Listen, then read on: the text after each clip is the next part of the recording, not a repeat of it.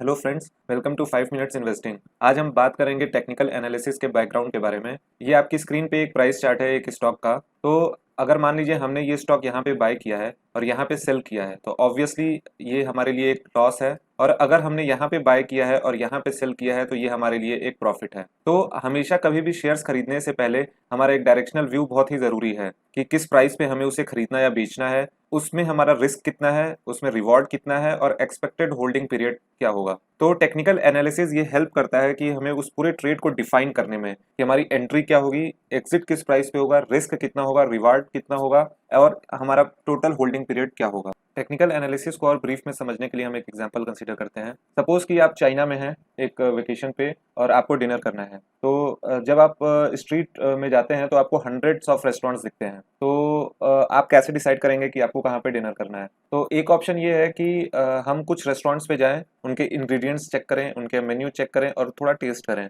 और ये रिसर्च हम 4 से 5 रेस्टोरेंट्स में कर सकते हैं और जो हमें सबसे बेटर लगेगा हम लोग वहाँ पे डिनर कर सकते हैं। तो इस ऑप्शन में एक प्रॉब्लम है कि रिसर्च तो प्रॉपर है बट ये स्केलेबल नहीं है। हम ये सारा का सारा 100 रेस्टोरेंट्स में नहीं कर सकते हैं। सेकेंड ऑप्शन क्या है कि अगर हम कहीं भी सेंटर पॉइंट पे खड़े होकर उन सारे 100 रेस्टोरेंट्स को देखें और जहाँ पे सबसे ज्यादा भीड़ है उसको हम कंसिडर कर सकते हैं कि ये बेस्ट होगा मेरे लिए डिनर के लिए। तो इस ऑप्शन के साथ प्रॉब्लम ये है कि ये स्केलेबल है but crowd may not be right all the time. हो सकता है कि आपको स्ट्रीट का बेस्ट फूड मिले ही ना इसको फॉलो करके, क्राउड को फॉलो करके। ऑप्शन 1 की अप्रोच को हम फंडामेंटल एनालिसिस बोलते हैं और ऑप्शन 2 की अप्रोच को टेक्निकल एनालिसिस। ऑप्शन 1 एक टोटली रिसर्च बेस्ड अप्रोच है जो कि हम फंडामेंटल एनालिसिस में करते हैं, कंपनी की वैल्यूएशन करते हैं। और ऑप्शन 2 में जनरली मार्केट के ट्रेंड को फॉलो करते हैं। अगर हम टेक्निकल एनालिसिस के एप्लीकेशन को देखें तो हम किसी भी एसेट क्लास पे इसको अप्लाई कर सकते हैं एज लॉन्ग एज उस एसेट का हिस्टोरिकल टाइम सीरीज डेटा हो। जैसे कि equities, commodities, forex, fixed income में हम अप्लाई कर सकते हैं। जैसे कि ये दो इंडिकेटर्स हैं एमएससीडी और आरएसआई, हम दोनों सारे एसेट क्लास पे इसको अप्लाई कर सकते हैं।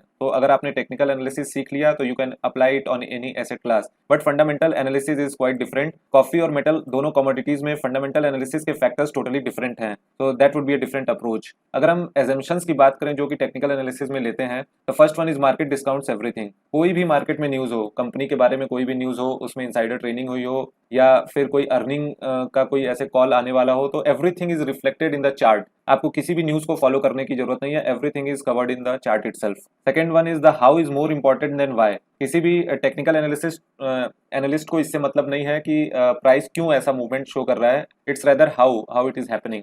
And third one is price moves in a trend.